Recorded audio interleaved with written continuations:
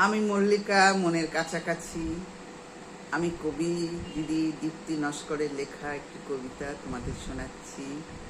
তিলোত্তমার আবেদন। হাত জোর করে মিনতি করি, আমাকে বিচার দাও পাইয়ে। আমার বাবা মাও কাঁদছে তাদের প্রিয় মেয়েকে হারিয়ে। প্রভাবশালীর ছত্র ছায়ায় তারা কি রেহাই পেয়ে গেল?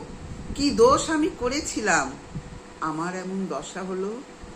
পাশবিক অত্যাচারও মিটল না খিদে, আমার জীবনটাও শেষ করে দিল। ওই রাত্রে যে আমার কাল রাত্রি হবে, কি করে তা আমি বুঝবো বলো?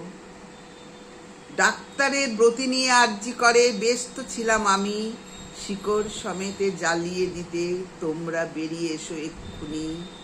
হাত জোর করে আবার বলি, আমাকে সুবিচার পাইয়ে দাও। যত আত্মীয় স্বজন ভাই বোন আমার, বন্ধু হওয়ার মূল্য দিয়ে যাও।